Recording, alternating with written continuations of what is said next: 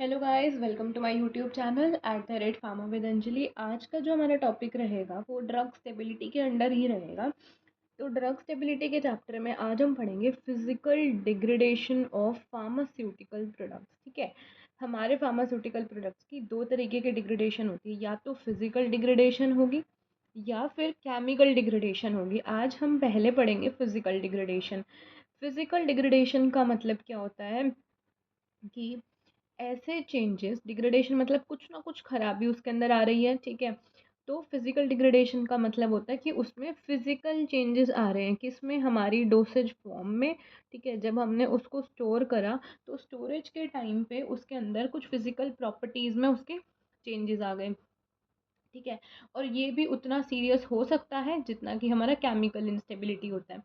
First इसमें हम देखते हैं लॉस ऑफ वॉलेटाइल कॉन्स्टिट्यूएंट्स। ठीक है, कुछ वॉलेटाइल कॉन्स्टिट्यूएंट्स होते हैं उनका लॉस हो जाता है, जैसे कुछ मेडिकल एजेंट्स होते हैं, मेडिसिनल एजेंट्स, आयोडीन है, कैम्फर है, मेंथोल है, chloroform, ethyl alcohol, camphor, menthol, iodine.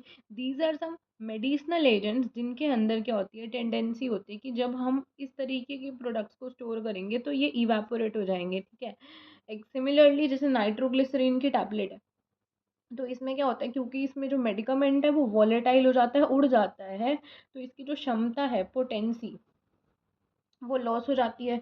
ठीक है, तो इसको हम बचाने के लिए क्या कर सकते हैं, हम इस तरीके के प्रोडक्ट्स को या तो कूल प्लेस के अंदर स्टोर करेंगे या फिर हम उसको वेल क्लोज्ड कंटेनर्स में स्टोर करेंगे ताकि उनके वॉलेटिलिटी के चांसेस थोड़े से कम हो जाएं।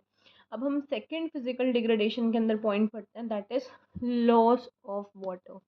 लॉस ऑफ वाटर में क्या रहने वाला है, लॉस ऑफ वाटर यानी मेरा कोई प्रोडक्ट है, अभी उसमें नमी है, पानी है, सिंपल सी बात है, जब किसी चीज़ के अंदर मॉइस्चर होगा, वाटर कंटेंट ज़्यादा होगा, उसका वेट ज़्यादा होगा, बट जैसे ही उसमें से वाटर का लॉस हो जाएगा, पानी इवेपोरेट हो जाएगा, तो उसका वेट डिक्रीज हो जाएगा। ठीक है, जब उसका वेट कम हो जाएगा तो ड्रग की डोज अब आपको ज़्यादा देनी पड़ेगी और उसकी क्षमता भी क्या होएगी, इंक्रीज हो जाएगी। अब कुछ इफ्लोरेसेंट सब्सटेंसेस होते हैं, बोरैक्स, कैफीन, क्विनिडीन सल्फेट, इनमें नेचुरल टेंडेंसी है कि दे लॉस द वाटर। सिंपल सी बात है कि अगर आप कोई मिलावटी चीज़ ले रहे हो, आप बिल्कुल, आप मिल्क पी रहे हो, ठीक है, आपके पास दूध है, वो बिल्कुल प्योर फॉर्म में है, उसमें कोई भी पानी नहीं है, तो वो ज़्यादा असर करेगा, आपको ज़्यादा ताकत देगा।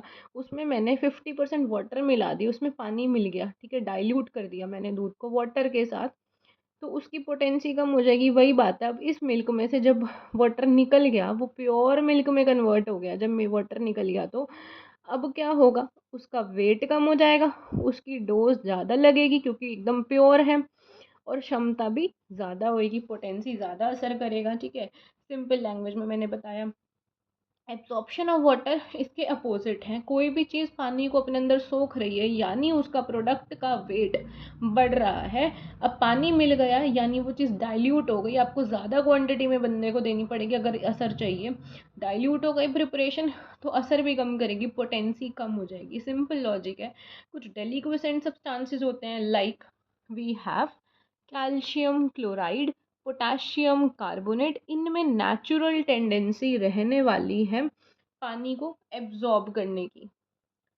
अब हम देखते हैं क्रिस्टल ग्रोथ। ठीक है, नेक्स्ट हमारा आता है क्रिस्टल ग्रोथ। क्रिस्टल ग्रोथ तब होता है जब एम्बिडियंट टेम्परेचर में फ्लक्चुएशंस आती हैं।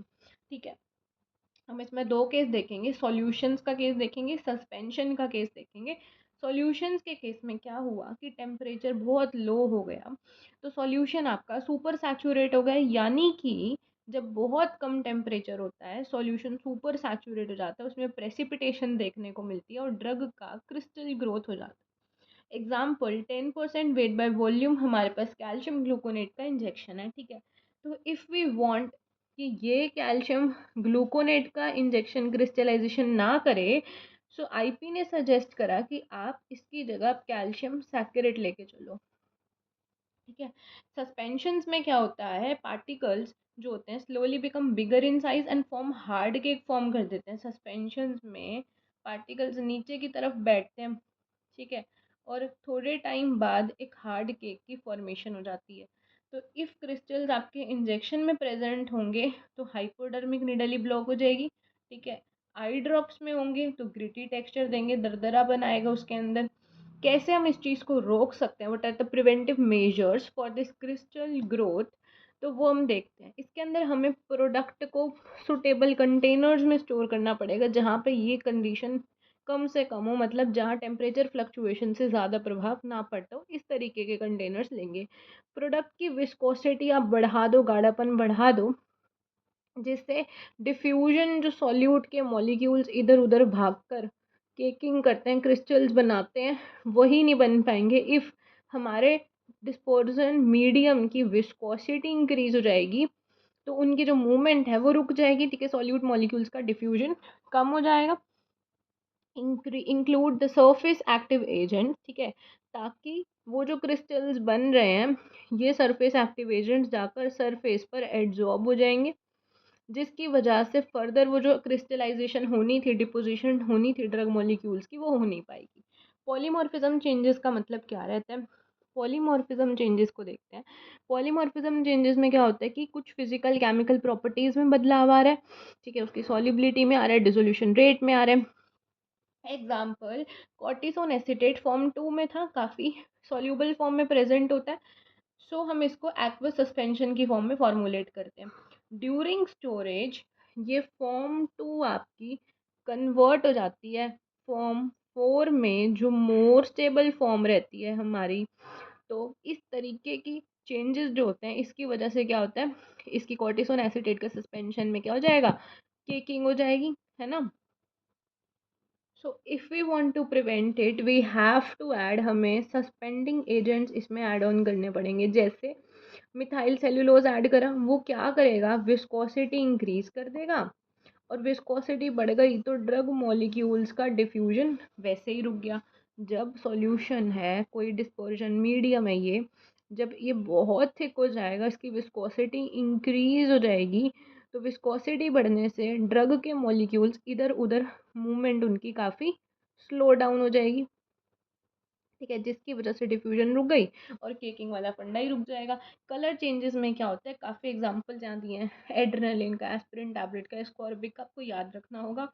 इसमें क्या होता है, सम काइंड ऑफ आपका फोटोकेमिकल या केमिकल डिग्रेडेशन एक्टिव इंग्रेडिएंट्स की शो होती है। अगर हमें अपने सॉल्यूशन सस्पेंशन का रंग बदलता दिख रहा है, दैट मीन्स उसमें प्रेजेंट जो हमारे एक्टिव इंग्रेडिएंट्स हैं, उसकी कुछ ना कुछ या तो केमिकल डिग्रेडेशन हुई है, या फिर उसकी फोटोकेमिकल यानी लाइट का केमिकल से रिएक्शन होकर जो होता है उसको फोटोकेमिकल बोलते हैं। तो फोटोकेमिकल या केमिकल डिग्रेडेशन हुई है। जैसे जैसे ना, एड्रेनलिन है, एयर एक्सपोजर होगा, रेड कलर शो करता है, एस्पिरिन की टैबलेट्स पिंक कलर शो करती हैं, एस्कॉर्बिक एसिड की टैबलेट्स येलोइश ब्राउन कलर दिखा देती हैं कभी कभार। We have some preventive measures for this. जैसे हम इसको लाइट एयर से कोशिश करेंगे, प्रोटेक्ट करेंगे, इसके लिए हम यूज़ कर सकते हैं एम्बर कलर्ड की बॉटल्स को यूज़ कर सकते हैं, या फॉयल रैप कर लो वो भी चलेगा। Amber coloured bottles we can use to prevent our product from exposure of light as well as air, also air tight use कर सकते हो।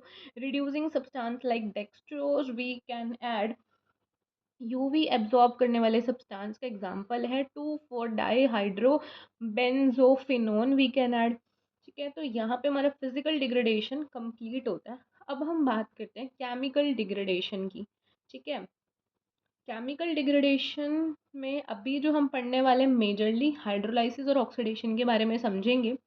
केमिकल डिग्रेडेशन अगर आप देखो, तो केमिकल डिग्रेडेशन में क्या होता है कि कुछ हमारे जो वन और मोर फंक्शनल ग्रुप्स होते हैं ना, उनका कुछ केमिकल रिएक्शन हो गया, उसको हमने बोल दिया कि जी केमिकल तरीके से डिग्रेडेशन हो गई ड्रग की। हाइड्रोलाइसिस का मतलब है मोस्ट प्रोबेबली ऐसे ड्रग्स जिनमें एस्टर या अमाइड ग्रुप होता है, वो वाटर के साथ रिएक्ट करके हाइड्रोलाइसिस के अंडर को जाते हैं। इनमें से भी ester group breaks faster than amide, याद रखना हमेशा। ए बेशक अल्फ़ाबेटिकली जल्दी आता है, पहले आता है, बट ई आपका यहाँ जीतेगा, यानी एस्टर जो है वो फास्टरली ब्रेक होगा अमाइड ग्रुप के कंपैरेटिवली। अब कुछ ड्रग्स इधर हमारी वीक एसिड या बेसिस की फॉर्म में प्रेजेंट होती हैं, तो वो आयनिक न्यूट्रल फॉर्म में प्रेजेंट होती हैं, और हाइड्रोलाइसिस रिएक्शंस आपके आयनिक स्पीशीज में जल्दी होते हैं न्यूट्रल मॉलिक्यूल्स के कंपैरेटिवली। हाइड्रोलाइसिस हाइड्रोक्सिल और H पॉजिटिव आयंस दोनों से कैटेलाइज हो जाता है। इसमें से अपन के जो हाइड्रोक्सिल यानी OH नेगेटिव आयंस हैं, ये 100 से 1000 टाइम्स, ठीक है, 100 to 1000 टाइम्स मोर एक्टिव होते हैं एज कम्पेयर टू हमारे हाइड्रोजन आयंस के कंपैरेटिव। अब देखिए कि जिन ड्रग्स में एस्टर ग्रुप प्रेजेंट होगा वो हाइड्रोलाइसिस की वजह से मे बी H पॉजिटिव ने कराया या OH नेगेटिव ने करवाया, तो एस्टर ग्रुप ब्रेक होगा एसिड में और अल्कोहल में। एग्जांपल देखो आप यहाँ पे एस्पिरिन का, C double bond O COOH है, OCOCH3। यहाँ पे क्या हुआ आपका, H पॉजिटिव ने इसके साथ रिएक्ट करा क्योंकि O नेगेटिव है यहाँ पे, ये H के साथ कंबाइन करेगा, OH हो गया, COH सैलिसिलिक एसिड बन गया ये, ठीक है, तो एक एसिड में कन्वर्ट हुआ, और ये CH3 COOH ये दोनों कंबाइन करेंगे। ये जब दोनों कंबाइन करेंगे तो ये हो गया एसिटिक एसिड में कन्वर्जन, ठीक है।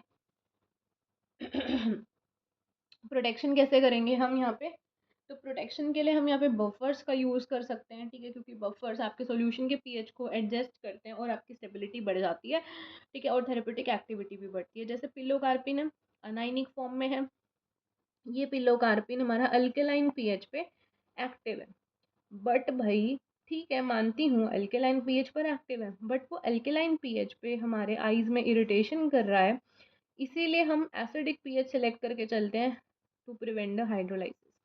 कॉम्प्लेक्सेशन क्या चीज़ है, कॉम्प्लेक्सेशन में क्या होता है, हाइड्रोलाइसिस ऑफ बेंजोकेन क्या करता है, कॉम्प्लेक्सेशन मतलब कंबाइन होकर एक कॉम्प्लेक्स बना लिया, तो बेंजोकेन अपन का कैफीन के साथ जुड़कर कॉम्प्लेक्स बनाता है।